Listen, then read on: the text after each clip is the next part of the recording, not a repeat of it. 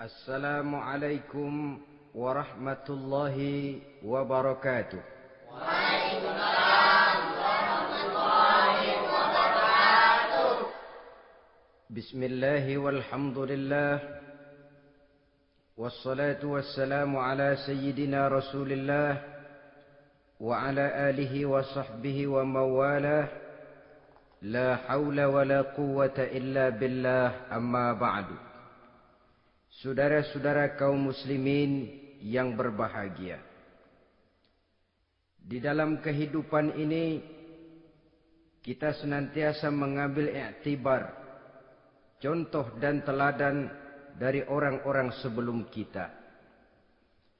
Itu sebabnya kepada baginda Nabi kita Muhammad sallallahu alaihi wasallam Allah Subhanahu wa taala menjelaskan cerita para nabi sebelum beliau dalam ayat "Tsumma naqussu 'alaika min amba'ir rusuli ma nusabbitu bihi fu'adak." Demikianlah kami ceritakan kepadamu wahai Muhammad sebagian dari kisah para rasul-rasul sebelum kamu yang dengan itu akan memperkuat hatimu, meneguhkan keyakinanmu dan memantapkan pendirianmu. Inilah manfaatnya belajar dari sejarah. Jadi jangankan kita, baginda Nabi sendiri pun oleh Allah Subhanahu wa taala diceritakan sejarah para nabi sebelum beliau yang dimusuhi oleh umatnya, yang dicaci maki oleh kaumnya, yang terusir dari kampung halamannya, bahkan sampai ada yang terbunuh oleh umatnya. Itu seluruhnya merupakan iktibar manusabbitu bihi fuadak, untuk memantapkan langkahmu, meneguhkan keyakinanmu dan menguatkan pendirianmu menghadapi perjuangan ini. Sehubungan dengan itu, pada pertemuan kali ini Al-Fakir ingin menyampaikan satu cuplikan kecil dari kehidupan seorang sahabat utama baginda Nabi, yaitu Sayyidina Umar ibn al-Khattab radhiyallahu an. Beliau adalah Umar bin Khattab bin Nufail bin Abdul Uzza dari suku Quraisy golongan Bani Adi. Perawakannya tinggi, kekar dan gagah, melambangkan sifatnya yang pemberani, tegas, dan tidak pernah kenal takut kepada siapapun. Sebelum mendapat hidayah, Umar bin Khattab termasuk orang yang berdiri di barisan orang-orang yang memusuhi umat Islam. Ia terperangkap dalam tradisi jahiliyah, di mana gemar berperang dan bermabuk-mabukan juga merupakan hal-hal yang pernah dilaksanakan dalam kehidupannya sebelum beliau masuk ke dalam agama Islam. Oleh karena itu, dalam kehidupan beragama, hidayah merupakan sesuatu yang penting. Bagaimanapun banyaknya dosa dan kesalahan yang telah dilakukan oleh seseorang, tidak seharusnya menyebabkan ia putus asa dari rahmah Allah. Sebaliknya, bagaimanapun banyak kebajikan dan kebaikan yang sudah dikerjakannya, tidak perlu membuat dia besar hati, puas, bangga, apalagi menjadi lalai karenanya. Sebab kita belum tahu akan bagaimana ujung perjalanan dari kehidupan kita ini. Saudara-saudara, kisahnya pun masuk Islam merupakan peristiwa yang menarik. Pada satu hari, dengan pedang terhunus, Umar bin Khattab menuju Darul Arqam, tempat di mana baginda Nabi biasa berkumpul dengan para sahabat. Melihat mukanya yang beringas, matanya yang nanar, orang sudah menyangka dan mengerti ini tentu akan terjadi pembunuhan. Dalam perjalanan menuju Darul Arqam, Umar bertemu dengan Nuaim bin Abdullah. Nuaim bertanya, "Ya Umar, mau kemana ente?" "Mau membunuh itu, si murtad itu," kata. "Si murtad yang mana?" Yang mana lagi? Itu yang memecah belah kita, yang menghina berhala-berhala kita, yang menjelek-jelekkan nenek moyang dan keturunan kita. Siapa lagi kalau bukan Muhammad? Kata Nuaim Umar, enggak salah. Tidak salah lagi. Salah Umar. Salah kenapa? Apa kamu enggak malu? Kamu mau pergi membunuh Muhammad. Sementara adikmu sendiri Fatimah, dia sudah termasuk salah seorang pengikut Muhammad. Mendengar ini, muka yang memang tadinya sudah marah dan merah, tambah jadi kelabu. Bukan main mangkelnya Umar bin Khattab. Orang lain dia musuhi, orang lain dia kejar-kejar. Ini malah adiknya sendiri menjadi pengikut dari baginda Nabi. Tidak jadi menuju Darul Arqam, dia berangkat ke rumah adiknya Fatimah. Adapun di rumah Fatimah sedang berkumpul Fatimah, suaminya Sa'id bin Zaid, dan seorang sahabat Habbab ibnul Arad. Mereka sedang membaca Quran. Waktu itu Quran belum lagi dijilid macam sekarang, jadi masih merupakan suhuf atau lembaran-lembaran tercecer saja. Ketuk pintu. Ya tentu tidak assalamualaikum karena dia belum Islam. Tok, tok, tok. Siapa di luar? Umar. Mendengar suaranya saja, ini sahabat yang namanya Habbab ibnul Arad sudah lari ke belakang pintu. Sambil komat kamit baca doa mohon diselamatkan oleh Allah.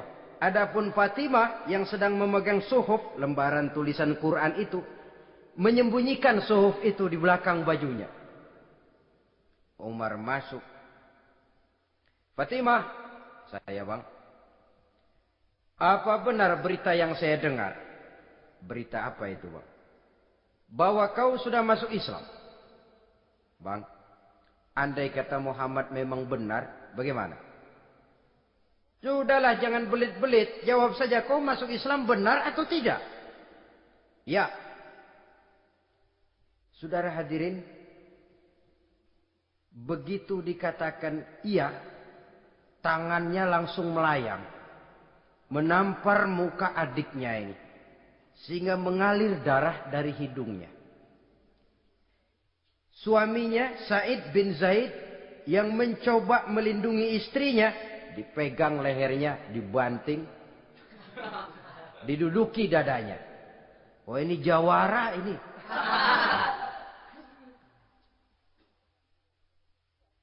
Namun pada saat sedemikian, suara kebenaran terpantul dari mulut Fatimah, adik dari Umar bin Khattab ini. Umar, apakah engkau memukul orang yang bersaksi bahwa tidak ada Tuhan melainkan Allah dan Muhammad Rasulullah? Apakah engkau menganiaya seseorang yang terpanggil untuk mengikuti kebenaran? Manusia macam apa engkau Umar? Saudara, memang dia orang keras. Tapi hatinya mudah menerima kebenaran. Sehingga mendengar kalimat adiknya ini tercenung dia sejenak. Melongo. Bengong kata anak sekarang. Ini kalau tidak karena keyakinan yang mantap. Tidak mungkin orang ini anak adik saya ini bicara macam begini. Umar, mengapa engkau memukul orang yang bersaksi bahwa tidak ada Tuhan melainkan Allah dan Muhammad Rasulullah? Mengapa engkau pukul orang yang mengikuti kebenaran menerima hidayah dari Allah? Begitu yakin dan mantapnya walaupun di tengah satu hal yang sangat menakutkan. Siapa yang tidak takut orang Quraisy berhadapan dengan Umar bin Khattab yang dikenal sebagai singa padang pasir pada waktu itu. Malahan dia termasuk salah seorang jagoan di tradisi masyarakat jahiliyah itu. Ada satu pasar yang namanya pasar Ukaz. Tiap tahun di pasar itu diadakan pesta. Pertama pertandingan syair. Jadi penyair waktu itu jadi kebanggaan. Syair-syair yang menang itu digantung di dinding Ka'bah. Jadi setiap suku akan bangga kalau mempunyai ahli syair yang hebat. Nah, lalu diadakan juga lah perlombaan balap kuda, memanah, termasuk gulat. Lah Umar ini tiap kali pertarungan mesti menang. Belum pernah ada yang berhasil mengalahkan dia. Jawara. Saudara-saudara, mendengar adiknya begitu mantap hatinya. Apalagi ketika adiknya berkata begitu, suhuf, lembaran yang disembunyikan di belakang bajunya tersembul. Apa yang kau sembunyikan di balik bajumu itu? Suhuf. Apa suhuf itu? Lembaran Al-Quran. Coba saya lihat. Enggak boleh. Kenapa? Kamu kotor. Orang kotor tidak boleh megang Quran. Saya mau lihat. Enggak boleh. Kalau kamu mau lihat, mandi dulu. Diturutinya permintaan adiknya itu. Lalu diambilnya suhuf tadi. Dia baca. Kebetulan ayat yang dibacanya, ayat pertama dari surah Toha, yang berlanjut dengan ayat 14 pada surah yang sama. Dia baca. Bismillahirrahmanirrahim. Toha. Ma anzalna ilaikal Qur'ana litashqa illa tazkiratan liman yakhsha. Taha, tidaklah aku turunkan Al-Quran ini untuk bikin sukar manusia, melainkan merupakan pengingat bagi orang-orang yang takut kepada Allah. Lalu pada ayat ke-14, Innani anallahu la ilaha illa ana fa'budni. Sesungguhnya akulah Allah. Tidak ada Tuhan melainkan aku. Maka hendaknya hanya kepadakulah kamu menyembah. Wa aqimis salata li dzikri. Dirikanlah salat untuk mengingat aku. Inna sa'ata atiyatun akadu ukhfiha litujza kullu nafsim ma tas'a. Sesungguhnya kiamat itu pasti akan datang. Yang sengaja waktunya kami tidak beritahukan kepada kamu semua. Untuk kami balas segala setiap orang tentang apa saja yang telah mereka lakukan dalam kehidupan di dunia ini. Setelah membaca ayat ini, gemetar tangannya. Ah, ini sih nggak main-main ini. Ini belum pernah saya baca ajaran semacam ini. Tidak patut orang yang mempunyai kitab suci semacam ini dimusuhi. Ini sesuatu yang benar, tergetar jiwanya.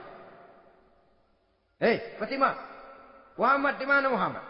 Saya tidak akan memberitahu kepada kamu. Di mana? Saya tidak akan memberitahu. Lebih baik kau bunuh saya kalau memang maksudmu mau mencelakakan Muhammad. Sama sekali saya tidak akan mencelakakan dia, Fatimah. Kasih tahu saja, di mana dia? Darul Arqam. Bergegas dia menuju Darul Arqam. Di dalam Nabi memang sedang kumpul dengan para sahabat. Termasuk ada Sayyidina Hamzah. Yang juga terkenal jawara juga. Ketuk pintu. Ketuk pintu. Siapa di luar? Umar. Di dalam ini geger sebagian sahabat. Umar datang ini pasti bencana. Umar datang. Wah, kalau istilah kampung, kerok dan urusannya.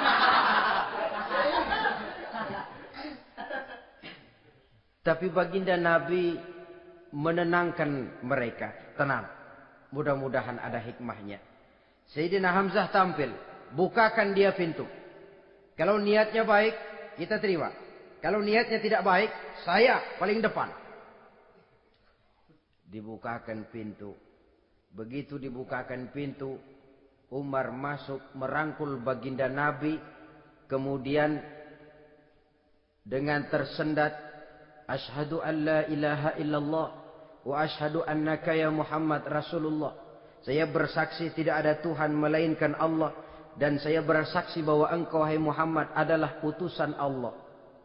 Sahabat takbir semua. Allahu Akbar, Allahu Akbar. Kegembiraan meliputi suasana ketika itu. Kenapa? Karena sebelumnya dikala Umar belum masuk Islam, dia merupakan ganjalan yang paling dikhawatirkan oleh umat Islam. Setelah dia masuk Islam, jelas merupakan suatu keuntungan yang sangat besar. Dan dia tertarik kepada Islam bukan karena bujuk rayu orang. Tidak karena diberikan harta, tidak karena diiming-iming oleh kedudukan tinggi. Tapi karena kebenaran hidayah menembus hatinya melalui wasilah ayat dalam surah Thaha yang dibacanya melalui suhuf yang dipegang oleh adiknya tadi. Sejak saat itu berubah 180 derajat Umar bin Khattab radhiyallahu anhu. Tetapi tetap dengan sifatnya keras, tegas, dan tidak pernah kenal takut kepada siapapun.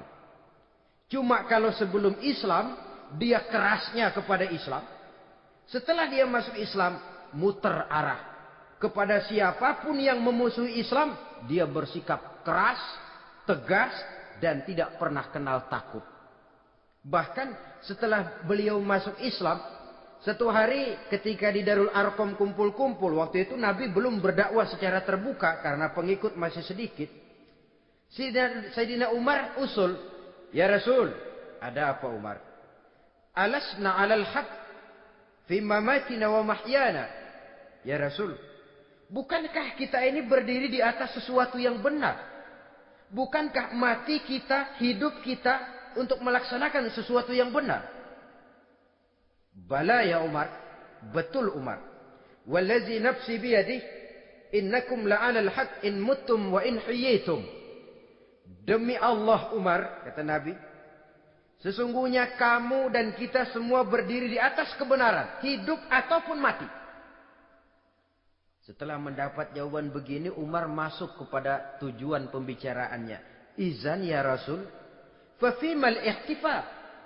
Kalau memang begitu ya Rasul, kalau memang kita yakin kita berdiri di atas kebenaran, kita hidup karena kebenaran, kita mati pun memperjuangkan kebenaran, fa fimal ihtifal. Kenapa mesti ngumpet-ngumpet? Kenapa harus sembunyi-sembunyi? Wallazi ba'asaka bil haqq, demi Allah ya Rasul, la takhrujanna wa la nakhrujanna ma'ak. Tuhan harus keluar menyampaikan Islam ini secara terbuka, dan kami akan mendampingi Tuhan dengan segenap jiwa dan raga. Sekali masuk Islam gak tanggung-tanggung. Yang kayak begini ini yang kita perlukan sekarang ini. Begitu masuk Islam gak tanggung seluruhnya, jiwa dan raganya masuk Islam. Beliau yang pertama kali mengajukan ide, kenapa harus dakwah sembunyi ya Rasul? Wong kita berdiri di atas kebenaran, memperjuangkan sesuatu yang hak. Kalau kita mati, kita pun mati membela kebenaran. Kenapa mesti fafimal ikhtifa? Kenapa harus sembunyi-sembunyi?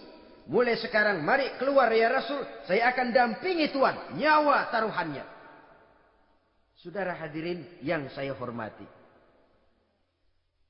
selalu dia tempat-tempat yang pernah dia melaksanakan maksiat sebelum dia Islam, selalu dia kunjungi sampai dia berkata, tidak ada tempat yang pernah saya melakukan kesalahan sebelum saya Islam yang harus saya tutupi dengan kebajikan setelah saya Islam sekarang ini.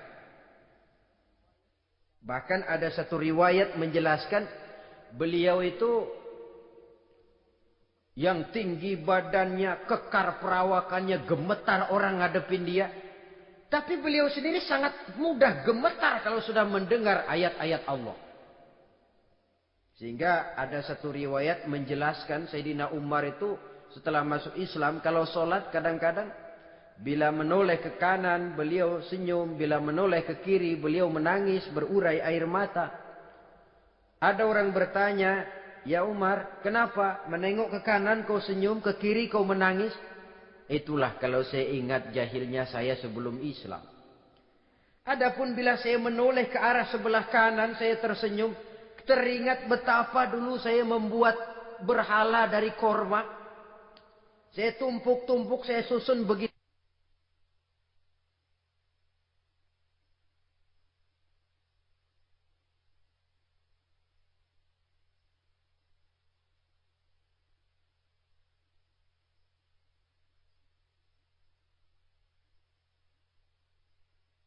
Itu rupa. Setelah saya sembah, saya makan itu korma. Gagah betul saya waktu itu. Sampai Tuhan pun saya makan. Adapun kalau saya menoleh ke kiri, teringat putri kesayangan saya yang terbawa oleh tradisi jahiliyah. takut menanggung aib, merasa malu mempunyai anak perempuan sampai dia terkubur hidup-hidup. Berurai air mata saya mengingat semua itu. Padahal Nabi sudah memberikan jaminan. Sebab saudara jangan lupa, orang kafir masuk Islam, dalam Islam itu dihitung dari bayi lagi. Dari nol, itulah untungnya. Jadi misalnya sudah 60 tahun, dari kecil sampai 60 tahun kafir. Umur 61 masuk Islam. Nah, sejak umur 61 itulah yang dihisab oleh Allah. 60 tahun ke bawah gratis bersih pemutihan. Istimewa betul. Tapi jangan lalu diniatin, gua kafir aja ah. Nanti sudah tua-tua mau giliran mati baru Islam. Nah, itu diniatin lain. Ini yang karena faktor hidayah, saudara-saudara. Nah, cintanya kepada baginda Nabi luar biasa. Dalam setiap pertempuran beliau selalu di front terdepan. Bahkan demikian cintanya sampai ketika hari di mana baginda Nabi wafat, saudara-saudara. Disampaikan berita wafat Nabi kepada Umar ini.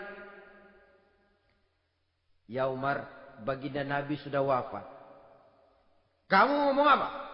Baginda Nabi sudah wafat. Bukan sedih, nyabut pedang, keluar matanya melotot.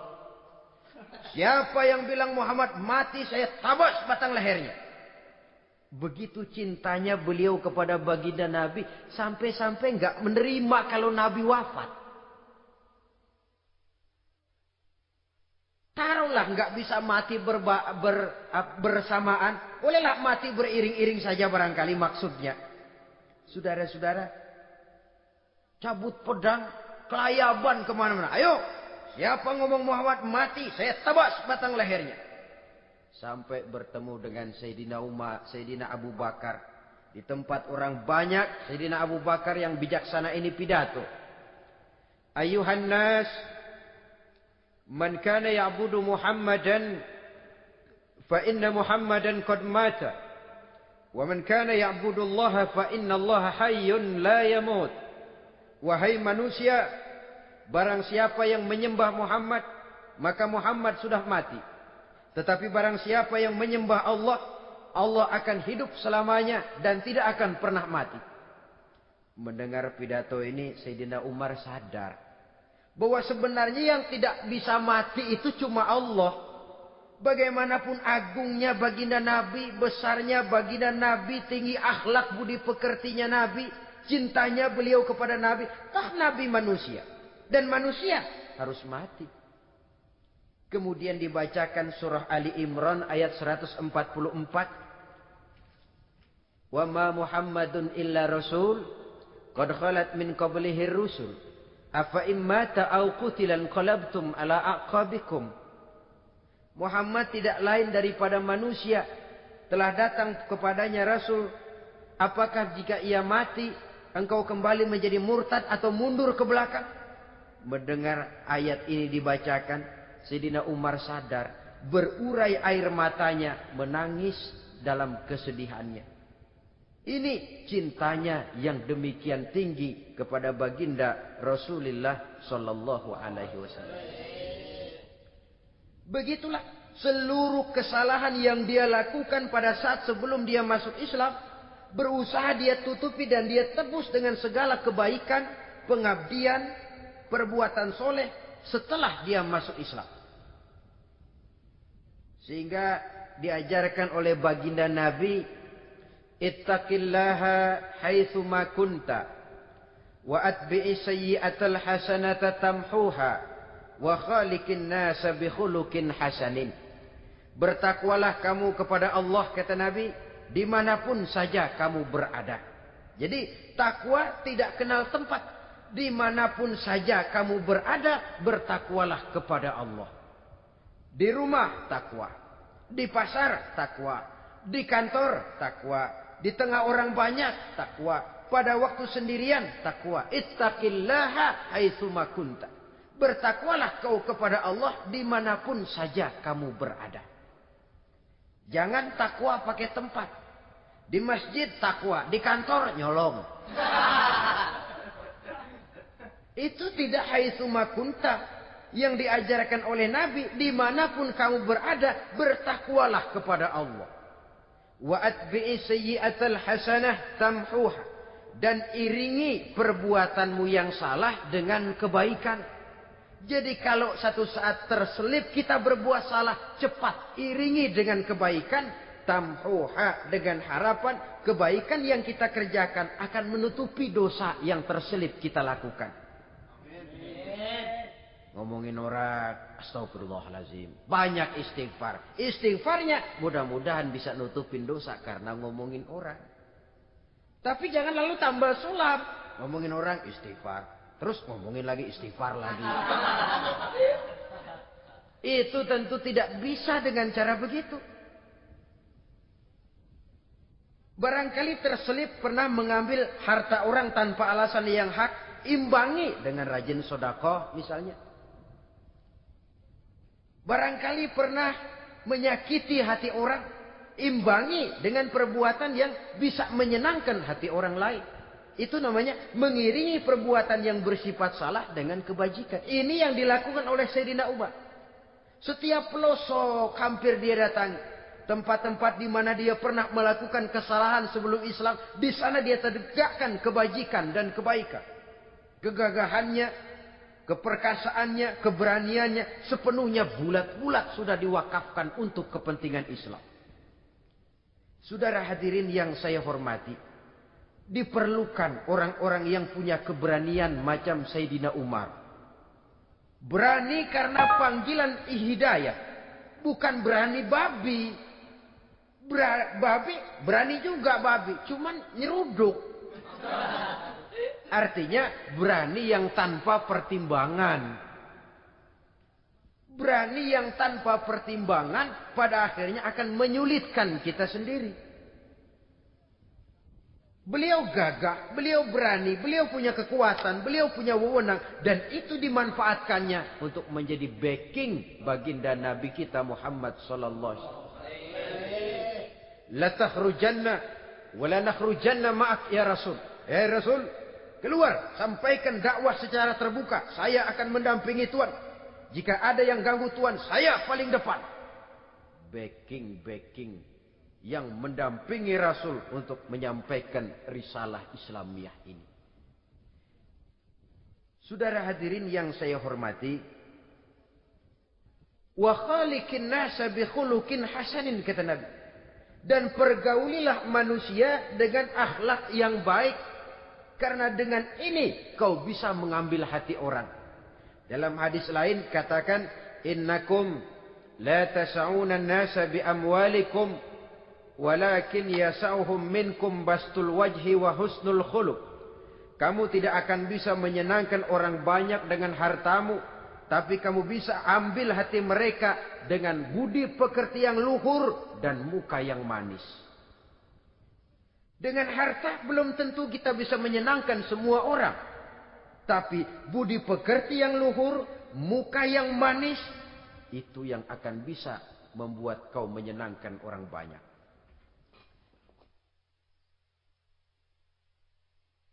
Setelah baginda Rasul wafat, pernah ketika berkumpul, Sayyidina Abu Bakar berkata kepada Sayyidina Umar, "Ya Umar, saya baiat kamu untuk menjadi khalifah." Jawab beliau, "Sayalah yang akan membaiat Tuan. Tapi Anda lebih utama dari saya, Umar. Keutamaan saya akan saya berikan kepada Tuan untuk mendukung kekhalifahan Tuan." Di sini kelihatan wataknya yang tidak ambisius. Gagah, berani, perkasa, tapi tahu diri. Enggak nyelonong. Tidak menggunakan kekuasaannya, kegagahannya untuk maksud yang sewenang-wenang. Oleh karena itu setelah Sayyidina Abu Bakar wafat, beliau dilantik menjadi khalifah, keluarlah pidatonya yang terkenal. Ayuhan nas, inni qad wullitu alaikum walastu bi khairikum. Hai manusia, aku telah dipilih menjadi pemimpin kamu. Padahal aku bukanlah orang yang terbaik di antara kamu. Kalau tidaklah karena aku melihat keutamaan, keteguhan yang dapat melindungi kalian, berat rasanya aku memikul amanah ini. Sebab apa? Alangkah beratnya menunggu datangnya perhitungan di akhirat nanti terhadap Umar. Ini yang jadi motifnya memegang jabatan khalifah. Sungguh berat bagi Umar menunggu datangnya saat perhitungan. Sehingga seolah-olah kalau bisalah jadi Umar bin Khattab saja, jangan jadi khalifah kalau bisa. Tapi moya umat sudah kadang memilih. Sehingga benar kalau dalam satu hadis Nabi pernah mengajarkan jangan memberikan satu jabatan kepada orang yang memintanya. Sebab orang kalau sudah minta jabatan, apalagi pakai jilat-jilat, pakai upeti-upeti, tentu ada tendensinya. Ada batu di balik udang. Kalau udang di balik batu kan mungkin nggak kelihatan. Tapi kalau batu di balik udang kelihatan betul itu. Ada maunya, ambisinya. Jangan memberikan satu jabatan kepada orang yang memintanya. Seakan di batinnya Sayyidina Umar menyesali. Kenapa Umar nggak jadi Umar saja, kok mau jadi khalifah gitu. Alangkah berat perhitungan buat saya di akhirat nanti. Nah, setelah jadi khalifah, sebagai satu i'tibar, saya akan mencoba mengemukakan beberapa sifatnya yang menonjol untuk pelajaran buat kita semua. Pertama, sikapnya terhadap keluarganya setelah beliau menjadi khalifah. Kedudukan sebagai keluarga Umar bin Khattab bukan merupakan kedudukan istimewa. Itu ditanamkan betul kepada keluarganya. Jangan karena bapakmu khalifah, lalu mentang-mentang anak khalifah kau merasa dapat fasilitas, merasa bisa berbuat semau-maumu, kau harus punya tanggung jawab dan beban moral, memberikan contoh yang lebih baik kepada rakyat. Ini yang ditekankan kepada keluarganya. Kalau beliau mau mengeluarkan undang-undang, undang-undang itu lebih dahulu dibicarakan di tengah keluarganya, kumpul anak-anaknya, ini akan ada undang-undang begini. Siapa di antara kalian mau mentaati, persilakan. Yang tidak pun persilakan. Tapi saya ingatkan, kalau ada dari keluarga Umar yang melanggar peraturan yang saya keluarkan ini, saya akan menghukumnya 2 kali lipat karena dia keluarga saya. Menghukumnya 2 kali lipat karena dia keluarga saya. Jadi bukan mentang-mentang anak babe, lalu kebal hukum. Tidak. Siapa yang di antara kalian melanggar peraturan ini, akan aku kenakan hukuman 2 kali lipat karena dia keluargaku. Nah, saudara hadirin yang saya hormati, lalu berwibawa, dijaga betul keluarganya. Suatu hari beliau datang ke rumah putranya Abdullah bin Umar.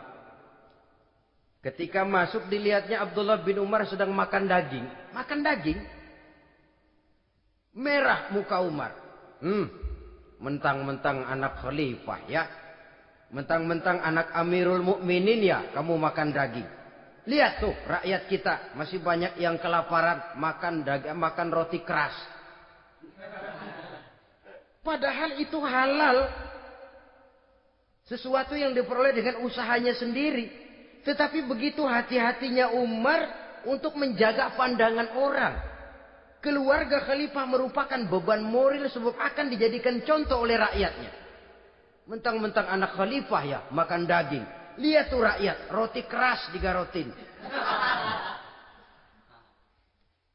Lain saat beliau pergi ke satu pasar. Di situ dilihat ada sapi gemuk-gemuk.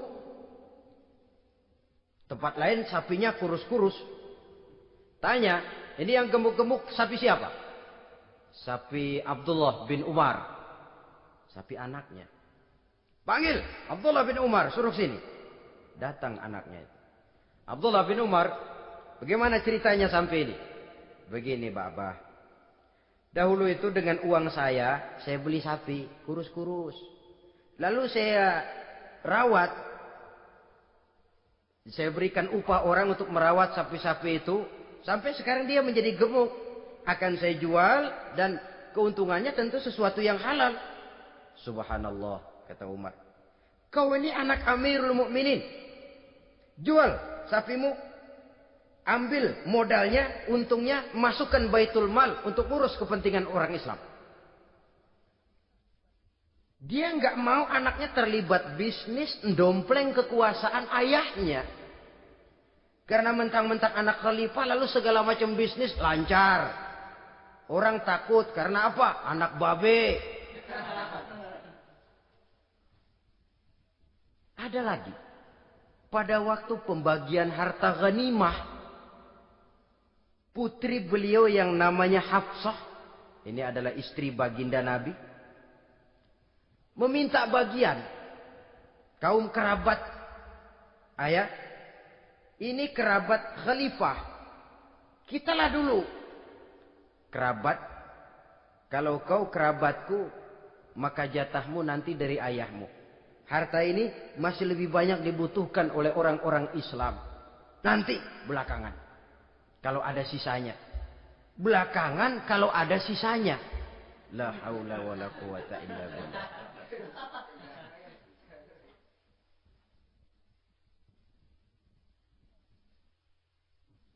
Saudara hadirin, itu terhadap keluarganya. Kemudian apa sifat-sifat yang menonjol dari kepemimpinannya? Pertama, kesederhanaannya. Beliaulah satu-satunya khalifah, Amirul Mukminin, setingkat presiden kalau sekarang, yang punya jubah cuma 2 dan 1 pun punya anaknya. Tambelan lagi. Pernah sholat Jumat terlambat. Beliau naik mimbar untuk khutbah, sebelumnya minta maaf dulu. Saudara-saudara, maaf saya terlambat nungguin baju kering. Seorang khalifah nungguin baju kering. Sederhana dalam kehidupannya. Mari kita ambil satu cerita lagi. Pada waktu beliau jadi khalifah, yang diangkat jadi gubernur di Mesir adalah Amr bin As. Amr bin As hidupnya lebih mirip kaisar. Istananya besar, pakaiannya bagus-bagus. Nah, yang paling mengganggu pikiran Amr bin As, di sebelah istananya ini ada gubuk reot, kepunyaan orang Yahudi lagi. Ah, ini nggak pantas bener, masa di samping istana gubernur ada gubuk reot. Orang Yahudi lagi yang punya. Ini mesti, udah, bikin saja rencana, panggil dinas tata kota, bikin planning. Di sini mau dibangun masjid, proyek negara. Bikin gambarnya, susun anggarannya, tender. Saudara-saudara, si Yahudi yang punya gubuk reot dipanggil. Yahudi, ada apa, Pak? Kamu tahu nggak? Enggak. Iya, memang belum saya kasih tahu.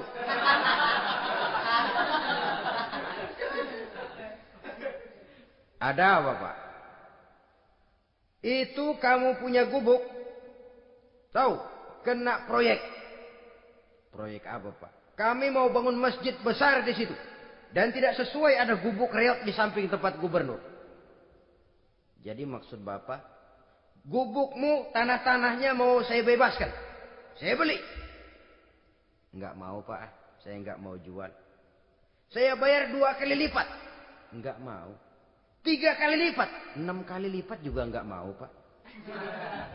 Saya dari muda peres keringat banting tulang cuma segitu-gitunya, Pak, tempat saya tinggal.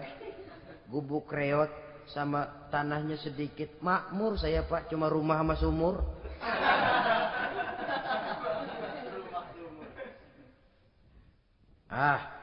Ini Yahudi kelewatan juga.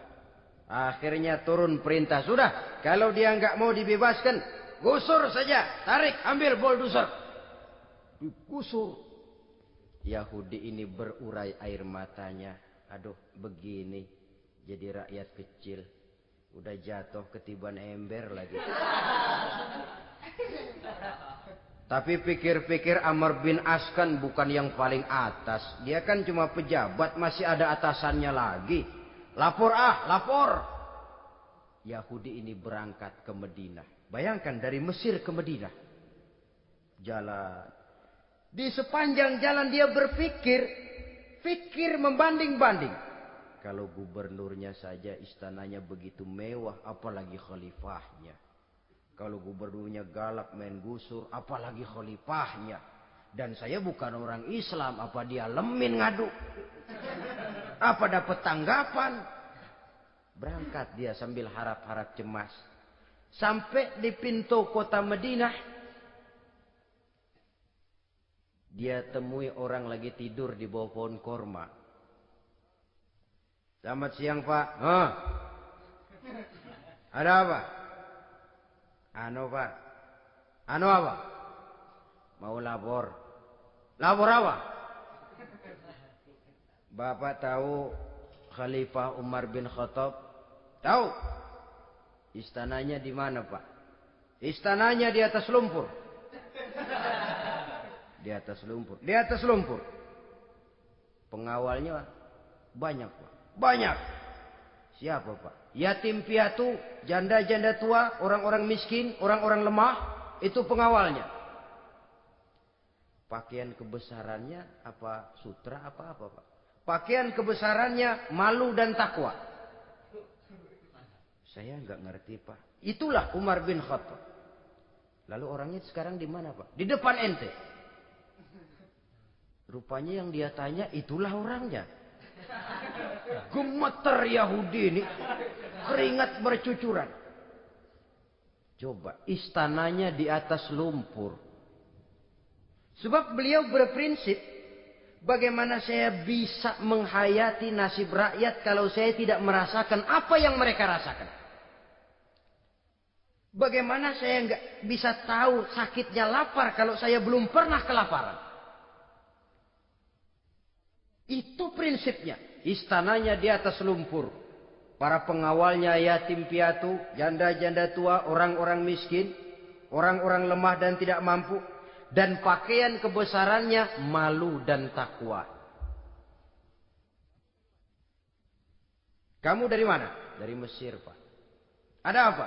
Mau laporan gubernur Bapak di Mesir yang namanya Amr bin As. Kenapa? Main gusur aja Pak. Ceritanya? Iya dia mau bangun masjid. Kebetulan di areal itu saya punya tanah sama gubuk segitu-gitunya. Saya nggak mau dibeli. Digusur Pak. Saya mau mencari keadilan. Begini. Kamu lihat tempat sampah itu. Lihat. Di situ banyak tulang. Coba kamu ambil kemari satu. Tulang unta bawa sini. Bingung Yahudi. Pak. Saya kemari mau cari keadilan. Kalau tulang mah di Mesir juga banyak Pak. Sudahlah. Pokoknya kau ambil saja tulang itu.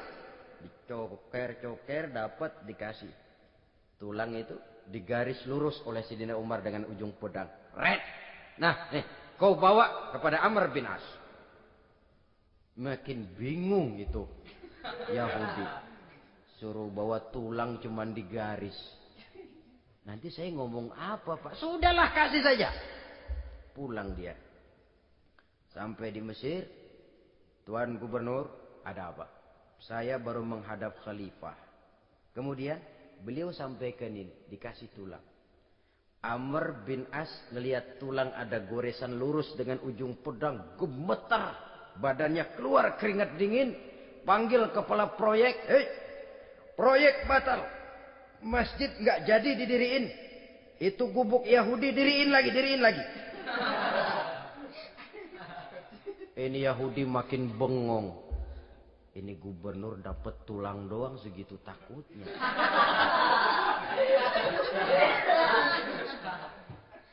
Ada apa sebenarnya Tuan Gubernur? Kamu tahu? Ini nasihat pahit buat saya dari Amirul Mukminin Umar bin Khattab.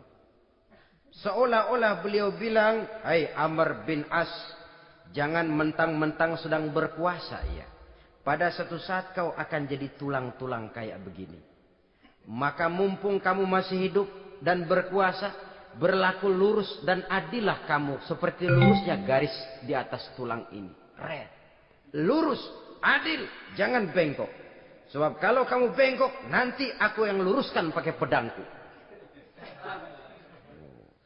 Siapa yang enggak ngeper digituin.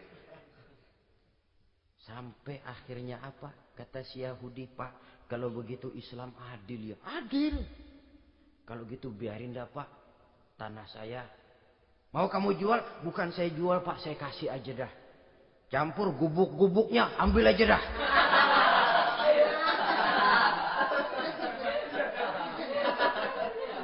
Masuk Islam si Yahudi ini oleh karena keadilan dari Umar bin Khattab.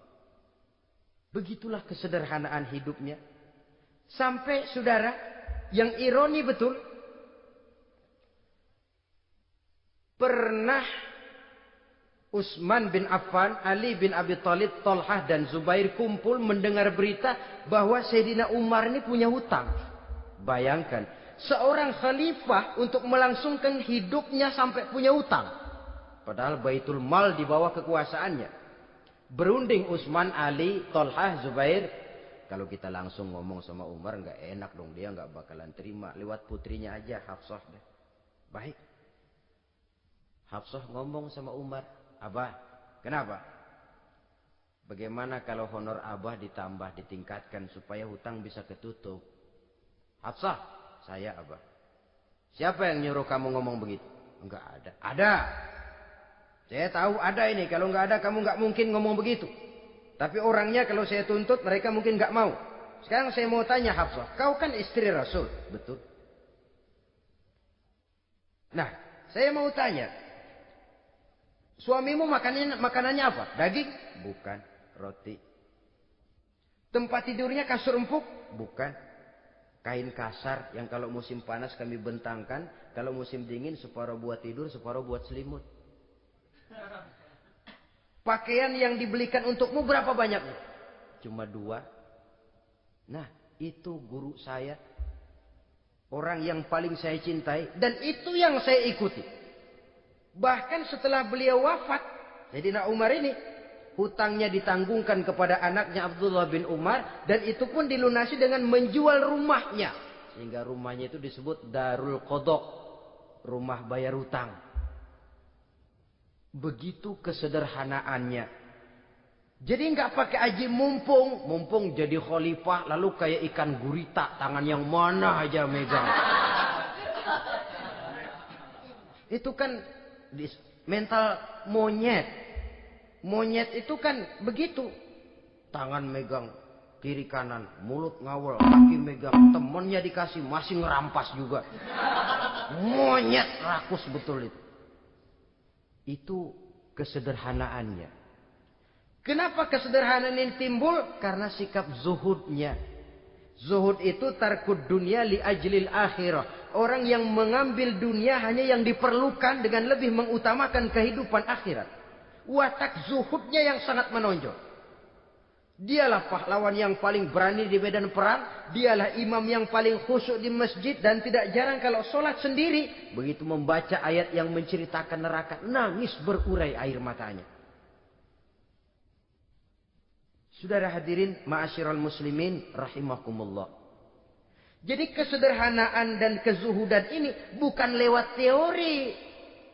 Disampaikan oleh Umar. Bukan lewat penataran seluruh aparat. Tidak. Lewat contoh konkret. Inilah saya. Contoh sederhana dan zuhud.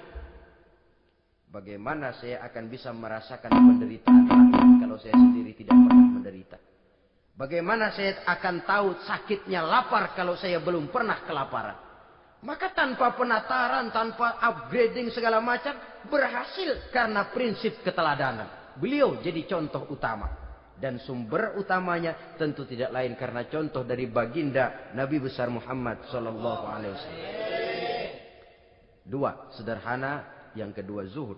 Yang ketiga, sifat yang menonjol dari kekhalifahannya adalah adil.